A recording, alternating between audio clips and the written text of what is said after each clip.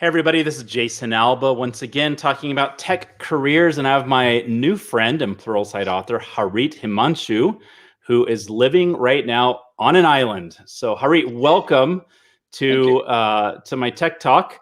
I like to learn about you and what's in your brain and what your passions are and especially your tech career. But first I said island, so let's start with that. Why are you on you're literally on an island, right? Yep, I am literally on an island. Yes, that's right. A beautiful island. I used to live in Puerto Rico. I visited Hawaii. I've been to the Dominican Republic. These are beautiful islands, and it's summer year round. What island are you on? I live on Vancouver Island. There is not summer all year round over here. 3 months of the year, I would say, starting December until March ends. It's dark, it's gray. Not a lot of rain, I would say. Very little snow, but other than that, it's beautiful. It's green. So I'm on island because I like living closer to nature, and that's the process that I came to identify after discovery and traveling. And it was in there, which is that there was no awareness finding out, oh, this is something I really enjoy. And I started living in different cities and countries, and I said, maybe this is not who I am. Maybe there's something else. And I kept myself, not just me, I think me and my wife, we were totally on board with this idea of keep exploring, keep moving, and someday it will click with us. And we're happy to be here. It's a small place. We don't enjoy shopping very much. We do like to walk in the nature a lot. Sun is very, very important to us. And we found best of all things over here right now. So we're here. That's awesome. That's way cool. Before we started, I was talking with Harit about living on islands and the Seattle, Vancouver area. I've never been to Canada. It's on my list. But I was at a friend's island, not their island, but they lived on Bainbridge Island outside of Seattle. And it was breathtakingly beautiful. So I imagine, and you're very close to that. So I imagine where you're at is very foresty, very cool. Like the people on Bainbridge, it was a lifestyle choice, right? And so I'm guessing that your neighbors and the people around you are just really cool people. I'm guessing. Yeah, I don't know. They are in a way that life is much more relaxed, and relaxed in a way doesn't mean that nobody does the hard work. Everybody's doing the hard work. I think anywhere you live on the earth, everybody's doing the hard work, but people are more relaxed when they talk to each other. When we go out, we meet different personalities versus other cities I have lived in. So somebody's an artist, somebody is in the construction business doing very different things. More creators, I would say, that when I go out and discover in the farmer market, new things show up, and I have never seen things like these before in my journey in big cities, for example. And people are really nice over here, I would say. Yeah, very chilled out. That's awesome. Yeah. You know, you said one of my favorite words, creator, and I think a lot. I have 5 kids, and as a father, I'm always thinking about like how are they going to move out of my house? Like eventually, when are they going to move out, and how are they going to support themselves? And I've talked with them about the difference between being a creator and being a consumer, right? Because that's who we are in this world. We are consumers, man. We want to, like you said, you don't like shopping. We want to buy. We want to snack. We want to watch. We want to listen. And it's okay to do that stuff. But I think we need to have a healthy balance between how much and what we consume versus how much and what we create. Right. And I think if it's 0 to 1 or 1 to 0, like we're always consuming and we're never creating. I don't know. I think if my kids did that, they'd never move out of my basement. And that's one of my life goals is to get them into their own place, or have them get into their own place. Yeah. So, hey, let me just share real quick some of your stuff that you're working on. Speaking of creating, so this is your Pluralsight page. You have 8 courses, and it's heavy on Scala. So, tell us about this. Let's just talk real quick about your journey into Pluralsight. Why did you choose to work with Pluralsight, and how has that gone? Like, what's it been like to be a Pluralsight author? I think you ended it on a very nice note, because it's a balance between the creator and consumer. So when I started with Pluralsight, my first interaction with Pluralsight was as a consumer. So my journey has been more about learning and creating, but I realized that I'm consuming more, and I'm getting this illusion of learning and having the expertise, but rather it was just that I would watch something and I would forget. So something interesting happened in 2017. I used to live in Bay Area, and then we decided to move out of the US for better, and we moved to New Zealand. And when we moved to New Zealand, I realized that that was also the first time that I started my remote career journey. So I would work from home. So I started getting this gap in my day, and this gap would be I'm not commuting 4 hours. I'm cooking and eating, and I don't. There are parks outside. I can just go out and I can get refreshed, and I come back and I have energy. What do I do with that? Okay, sorry. Okay, can we just pause on that? Oh, yeah. You just said that you're not commuting for 4 hours. Were you literally spending 4 hours of your commute in San Francisco? I did. Man. I used to live in the East Bay, and I used to go to sometimes closer to the airport, sometimes to the city. Yeah. And if I'm driving, I don't know what my day looks like. Sometimes I'm happy, but most times I'm filled with aggression by the time I hit office. And that's not the mental state I would want to be if I'm a creator, if I'm writing software. This is not the mental state I want to be in, to be writing a good software. Yeah, and then on the flip side, when you go home after that 2-hour commute, you don't want to be aggressive and angry on the flip side, you know? Exactly. But I talk to a lot of people. So my day job is Jibber Jobber, which is a CRM for job seekers. And a lot of people that come to Jibber Jobber are unemployed and they're dying to get a job. They really want a job. And it's like, if they were to get a job in your commute scenario, I mean, commuting has changed now, right? COVID and pandemic and quarantine changed that whole concept. But before, man, you literally could spend 4 hours a day on trains, buses, car, whatever. And then all the cost of that's 20 hours a week. And if you're supposed to work for 40 hours a week, whatever that means, but that you're spending, half of your productive time getting angry or whatever. Like I hate commuting, right? So it doesn't make me happy at all. But I just wanted to kind of bring that out a little bit, because if you are commuting for 1 or 2 hours each way and it's frustrating to you, there's options, right? Like your option sounds very dramatic to me, and it sounds like a dream. Like I have at least one kid that wants to move to New Zealand. I have a dream but a lot of us feel like we're rooted in place, and it's like, well, that's where the job is, and this is where my roots are. So I'm just going to bite the bullet and I'm going to do the commute. But there are options, especially now where there's so much remote work. So sorry, I interrupted your New Zealand ventures. No, all good. And to echo on what you said, that we're deeply rooted because of our jobs. And it was, when we made that decision, I would not say it came easy. We were filled with fear. What would happen if I don't have a job? What would I do? I don't know anybody in the country. Yes, I do have skills, but skills alone would not help me much.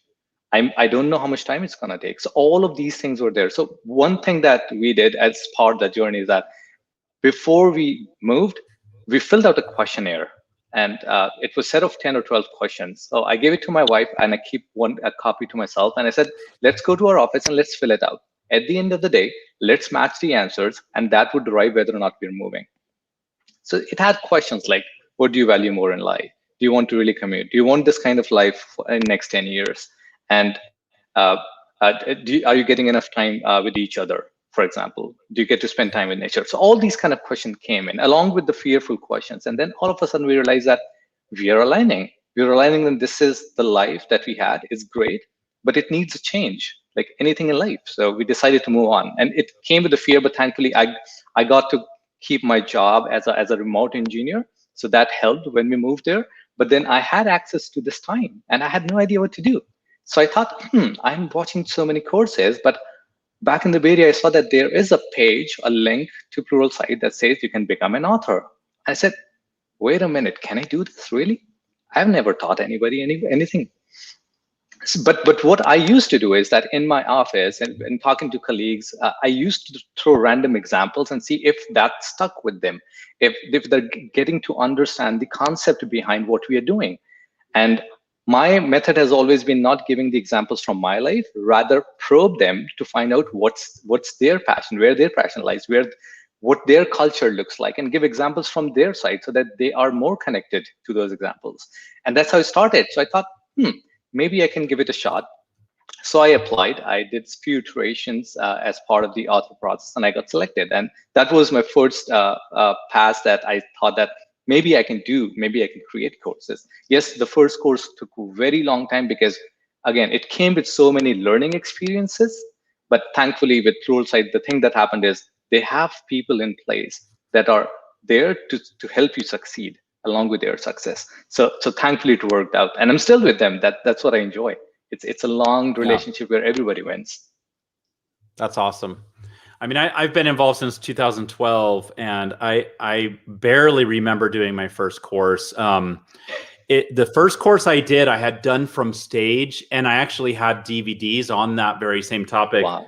And so I had a lot of experience thinking about how I was going to package it up and wrap it up and deliver it. And so that wasn't my learning curve. My learning curve was well, you can't see this microphone and all the hardware and the software and the settings that go into, recording and editing a course.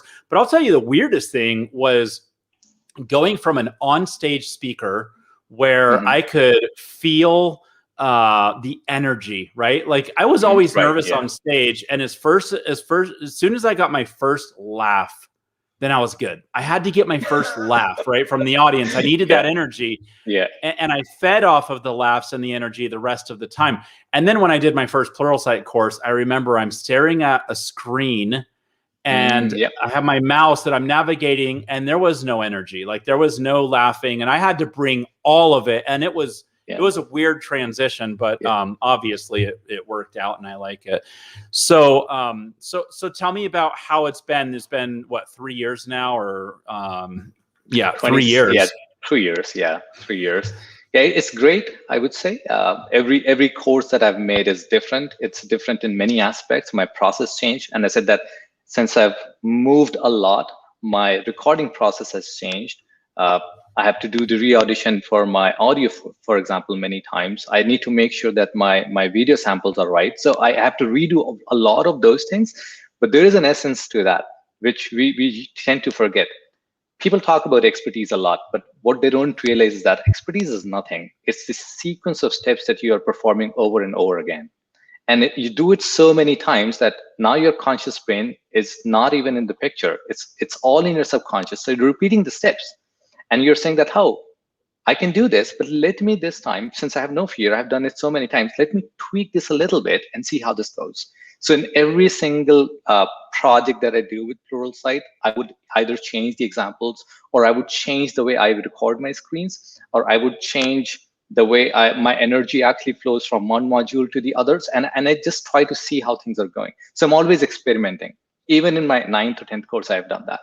So I think with Pluralsight, it has allowed me to experiment and I would not say fail, because failure is nothing. It's just a feedback, and see that this didn't work. Let me try something else. So that it becomes a journey, so that you're always chasing to get better. Yeah. Or as we say, optimizing, right? Like we're always optimizing. Yeah, exactly. We optimize our code. We optimize everything around us. Well, let's optimize this experience. And I agree. I think that I like that definition of expert better than somebody maybe who has written a book on something. And I'm an author, so I can say this. I mean, I wrote a book on something years ago, and then I immediately was recognized as an expert. But admittedly, I didn't have, Malcolm Gladwell's 10,000 hours. I hadn't gone through the sequence of events multiple hundreds of times, or even multiple dozens of times. I was really pontificating, but because a publisher picked it up, then I was an expert on something. That's a whole nother conversation. I have a couple questions, and then I want to jump over to another topic. So one question on Pluralsight is, I'm guessing that, in the last 3 years that you've been developing these courses, and let me set this question up a little bit. I started blogging in 2006, and I blogged every day, even on weekends. Sometimes I was crazy about it. And so I would write a blog post, and if it had a typo or a grammar error or whatever, I didn't really care because I could easily go back and fix it, right? And then I got my first book contract, and I started writing the book, and I was writing as if I were a blogger. And then I got really nervous realizing that once this book was published, I wasn't going to be able to just go in very quickly with nobody noticing and fix a typo, right? Mm-hmm. And so the way that I approached my book was way more critically than I ever approached any blog post, right? I mean, I might have spent 1 or 2 hours on a blog post, but I would spend weeks on a chapter or a concept, right? So my question to you is, has creating courses for Pluralsight, and you have courses on your own page, and we'll talk about that a little bit later, but has creating courses and having to critically think about teaching others, right, these concepts and tools and techniques, has that changed how you are as a developer? Like, what impact has being a course creator impacted how you develop? Interesting question. So I would say it has always been the other way around. I have been fortunate to work with some of the best in the industry when I was working in the Bay Area. So I picked a lot from them because the way they used to explain, used to connect with me. And I realized that to understand technology doesn't really mean to get into the nitty gritty. It's just that, can you explain it in such a simple language that I can see outside in the nature and connect with those examples? That's pretty much it is. Because when I can see, I will see it over and over again and again. Just like an expert, I would know how something works technically because I know the example now. So I have a mapping reference. So I was picking up on that, and that also helped me in shaping how I write code. But when it came to teaching, initial first few courses, I was very critical because I was new to the process. And as you mentioned, that there is always this anxiety that if something goes wrong, what would happen? But later, I came to realize that no matter how critical you can become, you can totally go to the extreme of freaking out, but that would not help because now at that point in time, my thinking process has gone bad. So what I realized is that I should let loose and I should start thinking about the examples, the core value. What is that I need to tell somebody in less words and with the example that they can understand? If I focus on that, everything around is a fluff. So I really focus on the examples first. I try to create the entire story. And this entire story is not just the scripting. I would start with a mind map. I would start writing, okay, these are my modules. So how does the story flow? Okay, so if I start with this example, the course has to end with the example which matches the first one, because that's how the story that's how the movies are created. Yeah. So my entire flow. focus, exactly. So my entire focus is on the first example and the last example, and then I fill the details with the modules to make sure that all the acceptance criteria, all the skills that they want me to implement are represented by those examples, but those examples are something that my learners can actually find outside, not just in some technical jargon or book. They should go outside and they should, okay, so this is related to something I learned in that course. That's what my goal is always. Because we think technology is a complex thing. I don't think it that way because I used to think this way. But then over a period of time, I realized that the more you learn outside of your own domain, you will see similarities, you would see patterns. And the more you see patterns, you can draw more and more examples from them. And the more examples you can draw, the more dynamic your thought process becomes, which clicks with your learners, sometimes one-on-one. I might be talking to somebody in a coffee shop and they would say, I've heard about this technology. Is it good? And then you would start that, what do you do for your work? And then take the examples from there and help them understand. So my journey has not, mostly, I'm not very picky on every single word that I say. Also that I'm not a native English speaker. I grew up in India. I'm a Hindi speaker. And I realized that I may have a grammar mistake, but as long as I can tell them and they can understand where this energy is coming from and what this example is trying to do, there are tools that can help me. For example, if my grammar is not good, I can use Grammarly. There are tools to help me augment, but my thinking process and my example is the core value that I'm giving to the learner. So I focus more on that part in my courses. Yeah. Yeah, I love that. Patrick just said cross-education, specialization is underappreciated. The additional perspective is huge. So when I'm on stage, which I haven't been for a long time, right, since before Mm-hmm. COVID, I talk about personal branding, and I give 4 personal branding examples gone wrong, right? And they're Mm-hmm. different. And I say, I bet that everyone in this room has done at least one of these 4 personal branding mistakes.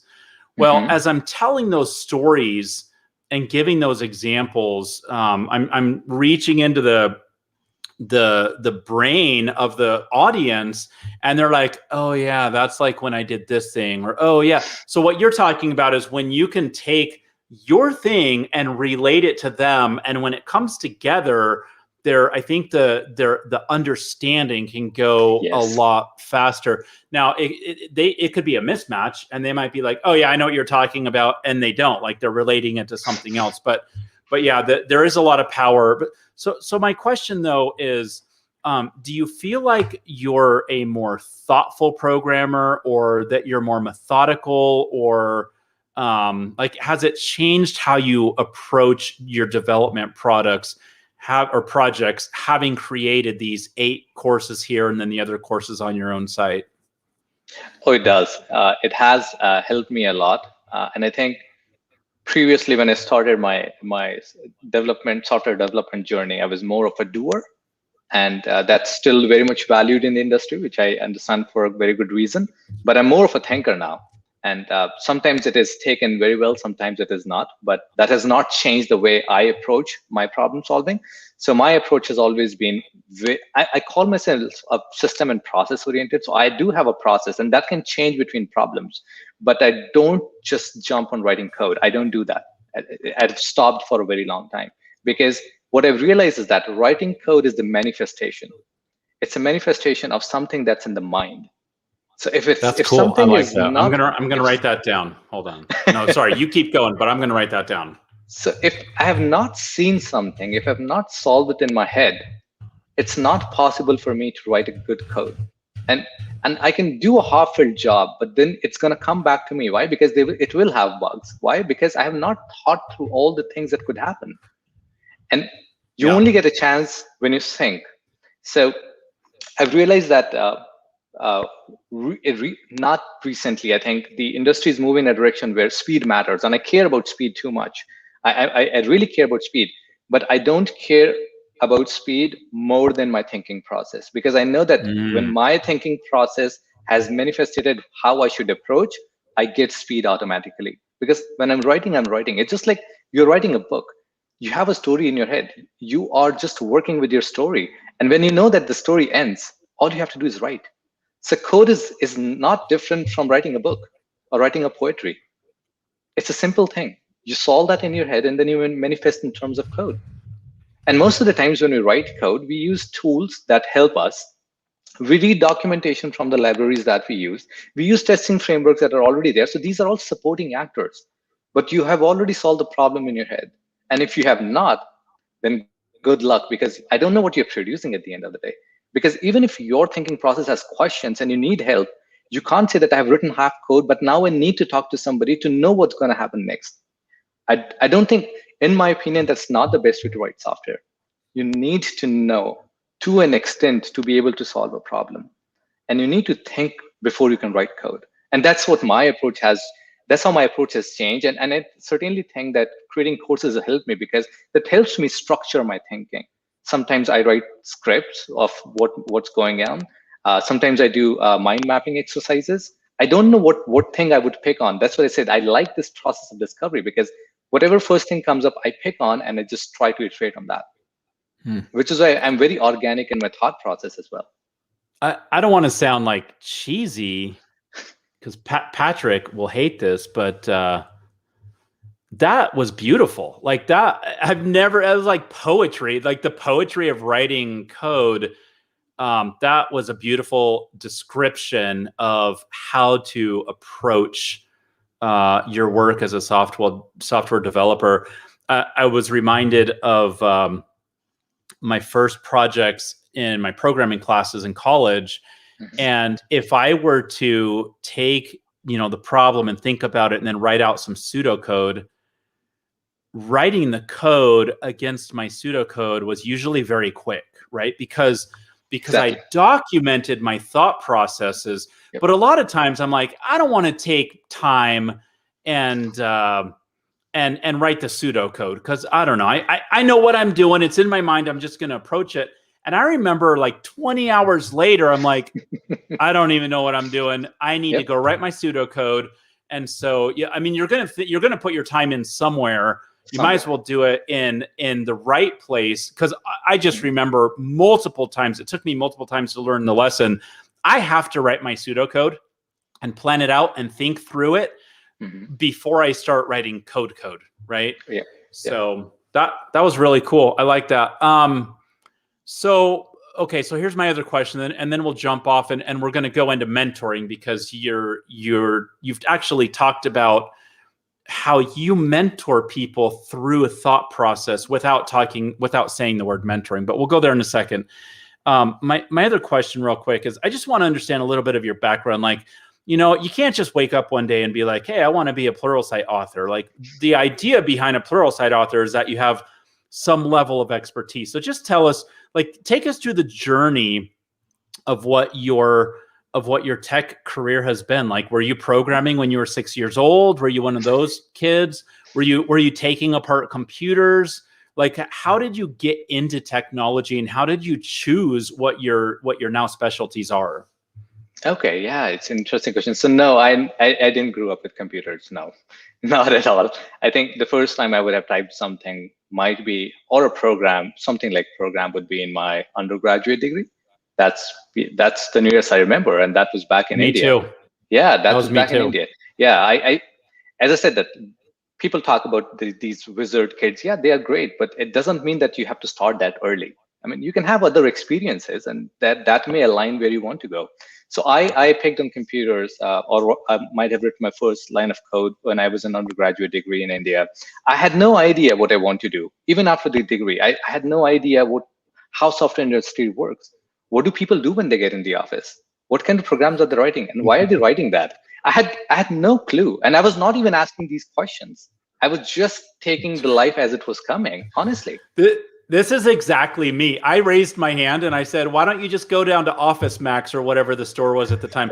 Why don't you just go down there and buy it? Like, I literally did not understand why people would write code, right? So I'm glad to hear that somebody else had that same experience. And I didn't even know that, like you said, you weren't even asking the questions. I didn't know what questions to ask. I didn't know what questions I should have been asking. So I'm glad to hear we have that in common. Yeah.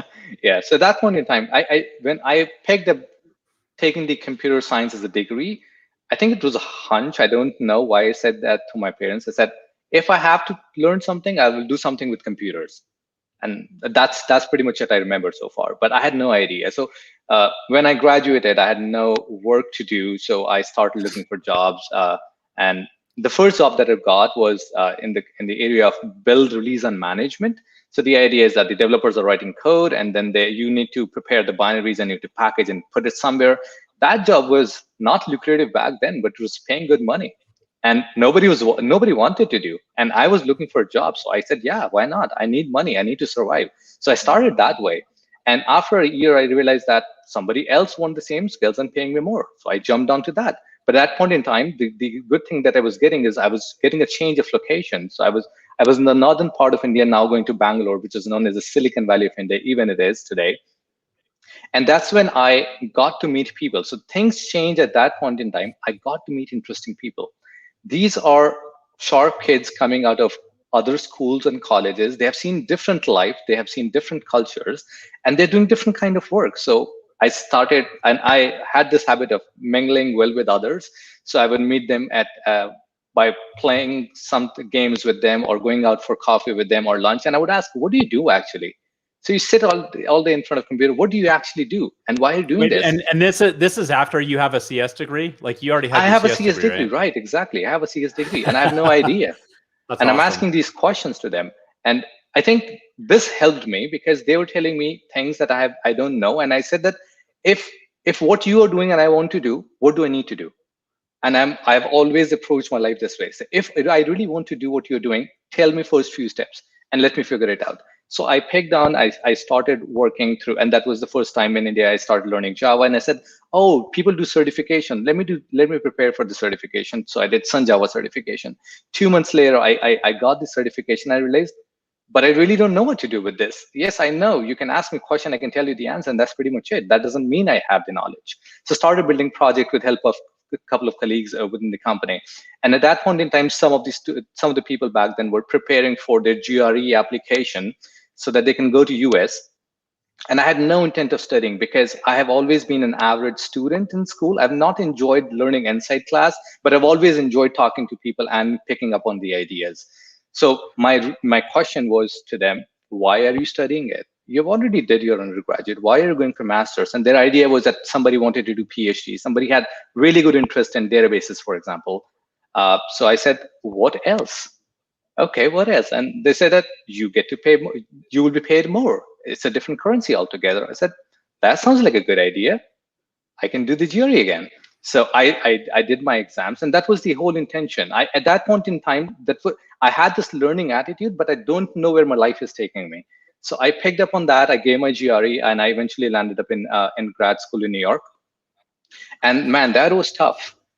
Now I'm competing with some of the brightest kids all over the world, and they know what they're doing, and I don't know what I'm doing, but I'm still there. So there is always this fear that how do these guys know what are they doing? So I struggled for the entire duration, but I tried to keep up. I tried to learn, and while I was graduating, when I was completing my education, I realized that if there is one thing that can help me forever, that would be learning. That would be learning, because I still don't know what it's gonna take and where my life is taking me. But if I continue to learn, I know that I will adapt in this world. And that was the idea. I had a dream which came true, that I wanted to work in San Francisco. So the job that I got was in San Francisco with one of the startup. It was not in stealth mode, but a good startup in a clean tech. It's called Sunrun. They're public now. That again was an opportunity to learn from people, and that's what excited me. I'm like, okay, I'm out of school now. There are great people doing some good work. Let me ask questions. What are they doing? How are they doing it? And that's when I started digging in questions, because from the school I had this more background on why people are doing it this way or the other way, but now also how software is created and delivered and getting the feedback. So I started learning all of that with some good folks, and I realized that for the next 3 years I was totally consumed in this. And by the time I got this awareness, I realized, oh my goodness, this is fantastic. I can do this for life.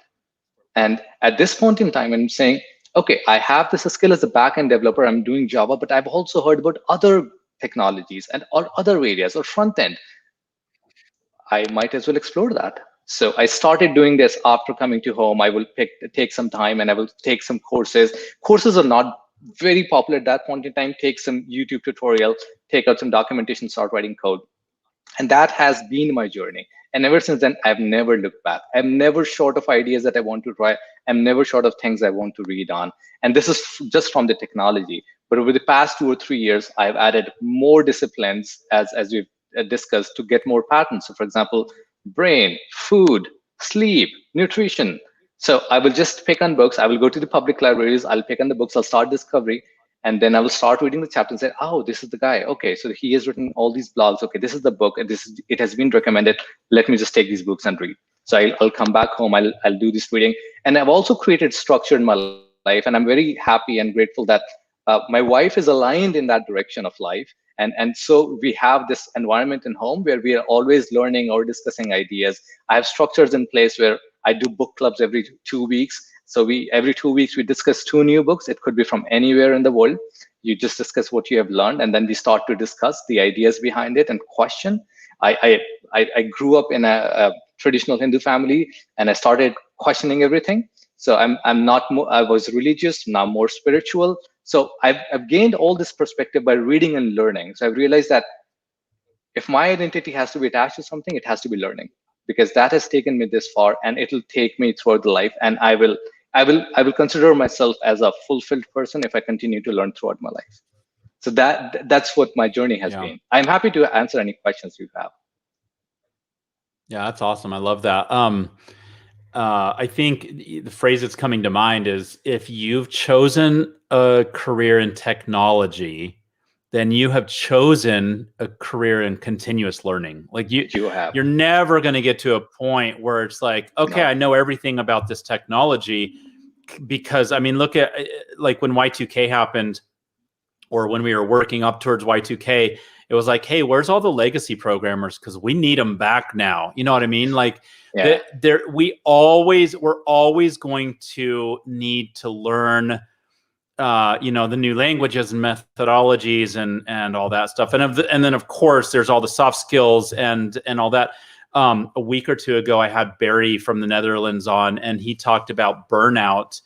And he did a Oh, course on yes. Pluralsight on burnout, which is really fascinating as we were talking about it. And he was talking about, like, I mean, I talk like with you, I talk with some wicked smart people, right? Like very technical and data driven or logical or whatever it is. And that's the approach he took on what burnout was, right? And so it was just fascinating to hear a technologist who loves learning and discovering go into this non-technical area and pick it apart as a technologist or an engineer would. It's kind of like when you go to Stack Overflow and you can see any question about any technology, but there's sections like, hey, I'm building a table. Like, I have this tree in my backyard and it's like a 36-inch circumference and I want to build a table out of this. What should I do? And then a bunch of people come in and answer, because geeky, nerdy, technical people aren't just geeky and nerdy technical about whatever their language is or their technology. They're that way about life. Like they pursue life with, like, how does this work and how can I make it better and how can I, all the questions that we deal with at work. So that's awesome. Yeah. Let's switch over to mentoring. You said you wanted to talk about mentoring. I have a couple of courses on mentoring. I love the concept of mentoring, but I have a feeling that you have some ideas. So I want to hear what your thoughts are and why you wanted to talk about mentoring. I've realized that because I have learned a lot during that process. So as I said, that I've been lucky that I've got good mentors, and not everybody gets that. And I had this idea that one mentor could help you, but later I realized that that understanding may have flaws, because one mentor can tell you one mindset, but we live in the age today wherein you can have multiple mentors. You may have never met them, for example, but that's completely okay. The idea is that, are you aligned with their thought process? Do you want to dig more? Have they crossed this path before you? Can they tell you something? So the idea is that whatever I have learned in this 15, 20 years of my technology world, can I help somebody to distill that and they can achieve the same thing in 2 or 3 years? And they know the essence, and they know upfront that it's not easy. It may sound fancy to become a software engineer or a software architect or a principal engineer, but what it takes to be a good one, what pressures it comes with, what is expected out of you, where do you go and learn about these things, and how do you spend your time, how does your day start, what do you do when the challenge arises, how do you solve the problem. So it's much beyond technology. And from outside, when somebody's coming, they may get hooked up with this idea of the titles and it looks cool, it gives you more money. Yes, all of that is true, but there is an element behind it which you don't see. And when you get into the office or when you get into the work, you have no idea how much you're making, what title you have. You are here to do your part.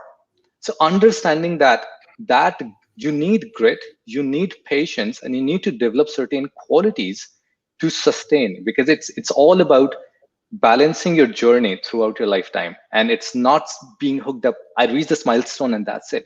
It doesn't work. Life doesn't work that way. So I mentor a lot of people from all walks of life. And many times I have realized is that some people, they are very clear on their needs at the moment. Some people exactly need a job and they are lacking a certain set of skills. I helped with that. But I also see many people who are trying to change their career. So for example, 2 weeks ago, I was talking to a couple of people. They're in India and they're trying to change their career from finance to software. And I asked, but why is that? What motivates you? And their motivation is because they want to go away from big cities to small cities. and they will be able to work remotely, and they will be able to spend time with their aging parents. Fantastic motivation. It's a great thing to do. But then they don't know what it takes. And that's where I came in and said that if you really want to be remote as an engineer or writing code, there are the employer who would hire you would expect that you're independent. So let's talk what independent means. That they give you certain set of work and you own the responsibility of delivering it, which often means clarifying if you have any doubts, being over communicative, show up on time, asking right set of questions, documenting everything that you're doing. These are all the skills apart from writing code, and you need to do all of that within the time frame they expect you to do. So you need to good at it. You need to be good at it. So let's talk about what you know now, where you want to go, what the path looks like, and what are the first few steps you can take so that you can at least taste something, that whether or not it is for you. Maybe you just heard from somebody, it sounded fancy, and that's why you're coming. So let's give you some real taste. You explore with your own time and pace, and let me know whether this works for you. So it's also about guiding them and telling them what the truth is, because nothing comes easy. There is hard work everywhere. If I want to go to finance tomorrow, there's a lot of learning that I need to do. I do it in my personal time. So you should be able, and I think what you mentioned about the technology industry, I think it's true for every industry now, except for laws. Laws don't change very often. Finance doesn't change very often, but new financial products often come to you, right? These mortgage products. And how do you make sure that these are good for you? How do you make sure that you are aligned with with your incentive? They are also aligned. How do you know that? How can you calculate that? So all of this needs guidance, questioning each and every step that you are following along. So yeah, so for me, mentoring is not always about telling how to write code. It's also developing the mental model. It's just say there is one code: give man a fish and you feed them for a day. Teach man to fish and you feed them for a lifetime. I believe in the latter one. I want to give them the tools and skills and the mindset so that they're on their own. They don't bother me later because I may be busy with something else. So you be independent with what I teach you. Yeah, that's awesome. In my mentoring experiences, I found that most of my most impactful mentors didn't know they were my mentors. I didn't say, will you be my mentor? I would ask them, questions, or, hey, I'm having an issue with this, like, walk me through this. Or it might have been one formal meeting, but a lot of my mentors are just people who I've watched, right? Whether in the workplace or in other places. And I'm like, I want that. I want what that person has. And then I'd ask questions. I'm very curious, like, why did you choose this? And what do you like about it? And all that stuff. But the reason why I'm bringing this up is because I think there's some people that'll listen to this who are like, well, I don't have a mentor. And I'm kind of too shy to get one, or I don't know who the right person is. But this doesn't have to be a formal thing where you're like going to some one single guru. Your mentoring could come from books. I love biographies and autobiographies. Yeah. Right. Yep. So you talked about being in a book club. I love all kinds of books. But really, when it comes to mentoring, I love learning about people's life and careers and choices through biographies and autobiographies. And I think there's a lot that we can learn from those people. So anyways, again, you and I are on the same page with mentoring. The other thing I wanted to bring up, and you started talking about this early on, how you're probably not going to have one mentor, is, you might have a mentor for, the technical part of your job, right? But you might have another mentor for like your home life or your spiritual life or, or your financial future. Like, how am I going to plan so that I can retire when I want to with the lifestyle that I want to? And that's a completely different person. Exactly. And so what I found is, like, take the strengths and the best from certain people, but that doesn't mean you have to take everything from them, right? Because they might be excellent at coding and a bad person. You know what I mean? Oh, yes. Yeah. Yeah. It has definitely happened. Patrick says you need a role model. It doesn't necessarily have to be the mentor-mentee dynamic, just someone to look up to and learn from. Right. I want to switch over. We're getting close to the top of the hour. I want to switch back over to some of the stuff that you're working on. So, by the way, I got to click over here. So Harit is on Twitter, and you'll find some of these links here on his Twitter page. It is Harit Tweets there's 2 T's right in the middle of that. And so I do want to talk about, let's see, Bonsai Labs, Money Bonsai. And then these are some of your interests. So education, continual learning, teaching, mentoring, technology, programming, and fintech. Let's jump over to Money Bonsai. So you are I'm going to call you a personal finance nerd, right? Like I'm guessing you love personal finance. I love numbers, yes. You love numbers. All right. And that's totally out of need, I would say. That it's not just that it came to me directly. I think it came from my wife, because she wanted to see that we are doing well. And if something bad happens tomorrow, we are covered. As I said, that I'm very carefree, but when I started talking to her, I realized that what she's saying also makes sense. I'm not just trying to understand her point of view. So when we started, we realized that, okay, so if this is and this is what I've realized, started saying everybody, that if you feel some way and somebody tells you, no, you shouldn't feel this way, I think it's incorrect, because you're already feeling it and it's real. So let's address that rather than suppressing. Let's address that. So we realized that, yes, we definitely don't know how we are managing our expenses, where we spend. We sometimes spend very large money. Sometimes we spend too little, and we don't know where to spend. Just because we have money shouldn't mean that we should spend on things we don't need it. So we started with this idea of tracking all our expenses. My wife really wanted to do that so that we know that where we are. And I said, if we have to do this, let's try to do it in a way that it costs less time and less things on our part. I don't want to be sitting and writing the transactions all day and looking at the things. And I also want this ability to go far back in the past and find out how we have done so far, how our interests have changed, what categories have evolved or have disappeared over a period of time. And we started saying, let's try just documenting them somewhere. So we started with spreadsheet. Then we wrote our first version of software. It was in Python and Flask. And then when we moved to New Zealand, we said that let's evolve that and let's bring in more JavaScript front-end frameworks and features. So it has also evolved with time, with our needs, and it still needs to evolve, because I think that a lot of questions about our personal finance that we answer today are not being answered by Money Bonsai. And it's lack of the time on our part that we are not putting in more features out. But we do talk about personal finance all the time. We talk about, okay, are we doing okay? If something bad happens tomorrow, just like COVID happened, and if we don't have work for the next 1 year, are we okay?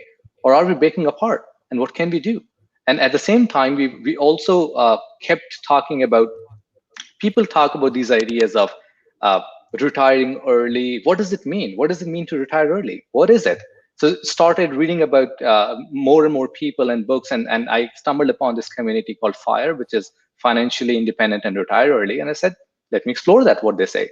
So it's a simple math. And when you understand the simple math, you know that, oh, if I know what my expenses are today, and if I know how much I'm earning, and if I take the difference, it becomes my saving rate. And if I multiply the saving rate by 25, and I put that in the market somewhere else, that I let it grow for a foreseeable future, it really means that I don't have to worry too much after a couple of years when my portfolio is there.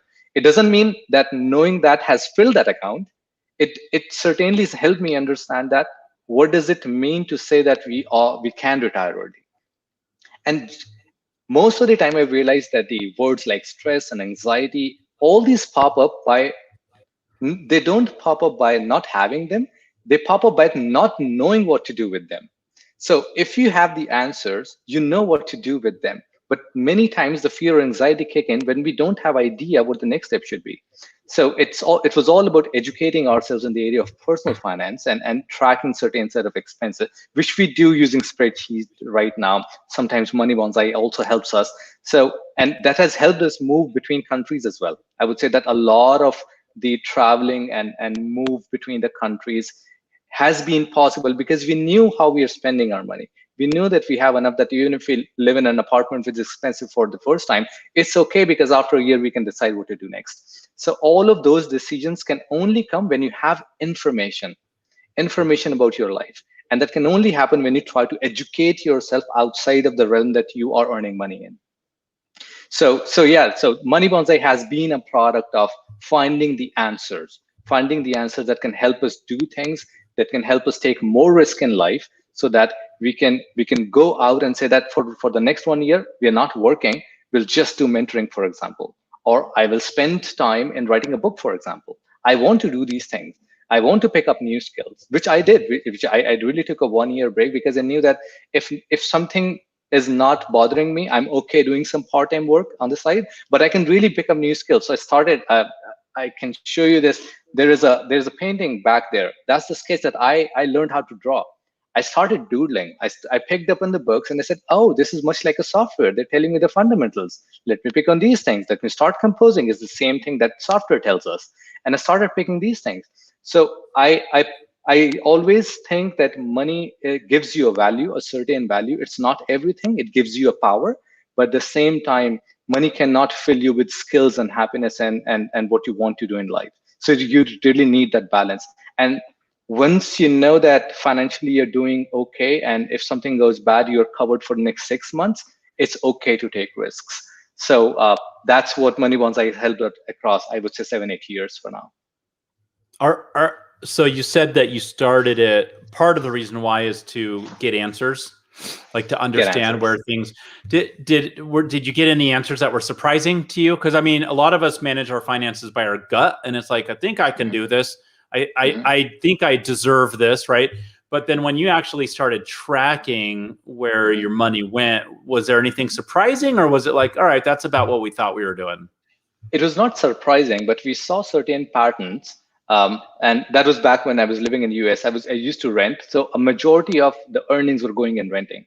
And I didn't have enough capital to buy a home, let's say. So I'm renting and spending a lot of money there. And at that point in time, I was also on the work visa. So a lot of my money would go in the visa applications or filing certain set of forms that would cost me money. And around November, I realized that I made a purchase of a car. So a lot of big expense would come that I was not able to foresee. So I'm reacting in November that, oh my goodness, I spent a lot of money. But then Money Bonsai helped me discover that, hey, this is the pattern. November is coming.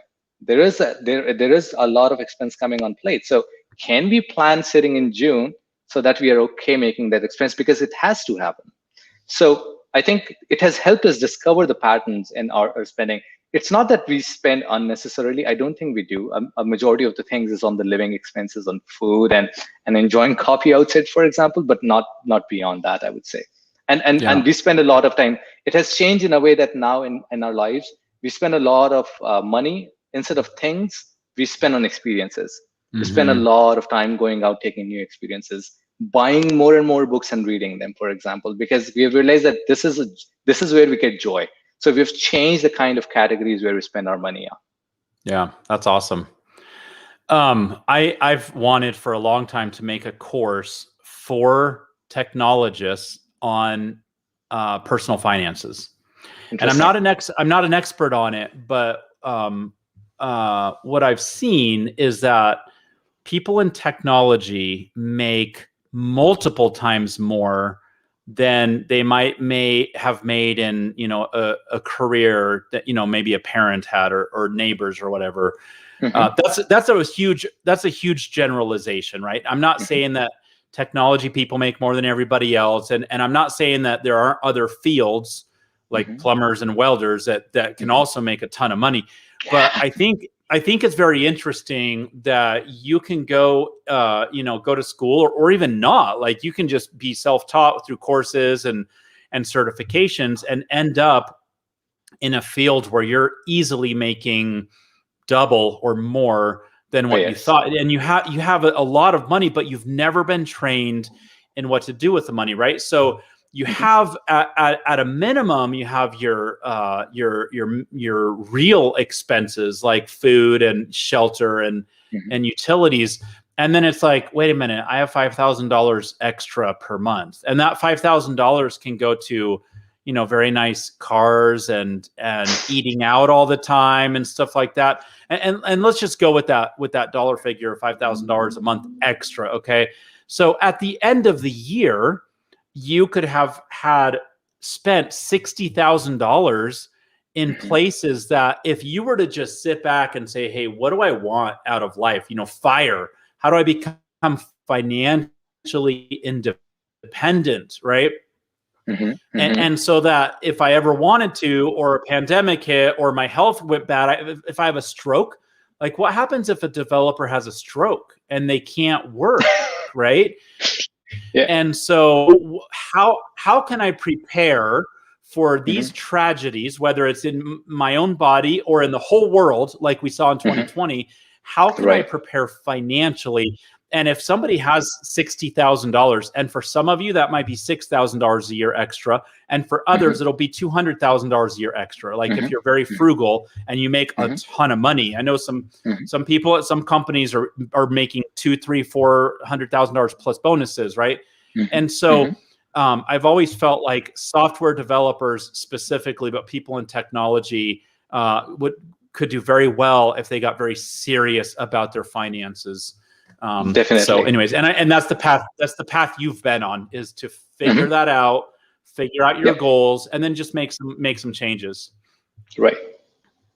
So, hey, I want to go, we're just about out of time, but there's something we talked about like 45 minutes ago that I want to go back into. This is a total like re-looping, almost a tangent, but I think it's really fascinating. You and I were talking about developers thinking about what they're doing before they jump in, right?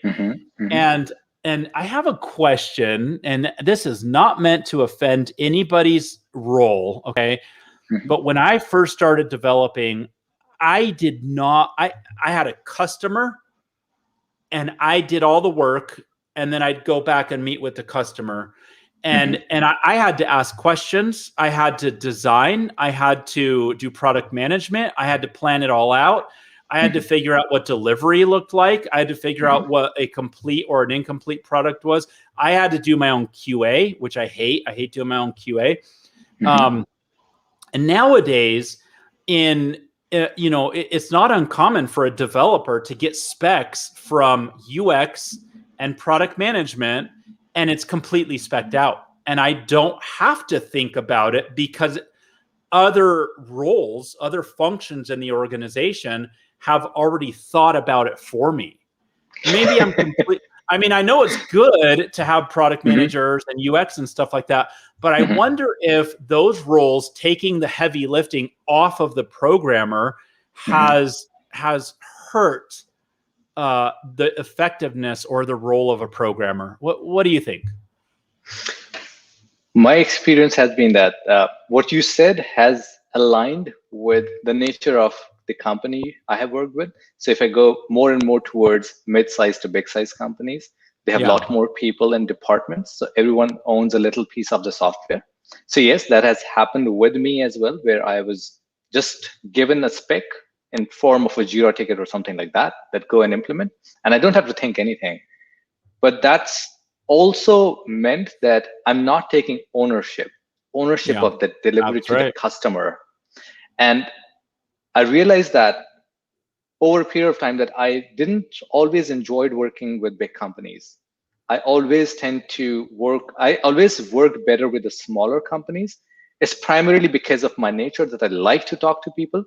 I can't talk to 100,000 people company, everybody in the company, but I'm okay working with a 20, 30 people company because I get to know them. And when we get to know them, we can at least hear that why are we doing this? Why is this important? So the connection to what I do is very important. And it comes not from my work, it comes from the customer who's going to use it. So it starts from there. It's all the reasons, all the whys can be answered if you start thinking, how is customer going to use it?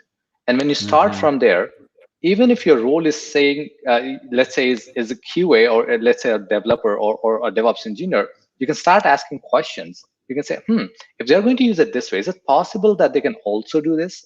They can also do these things. And you don't have to, let's say, upfront start asking questions. You can start writing them down.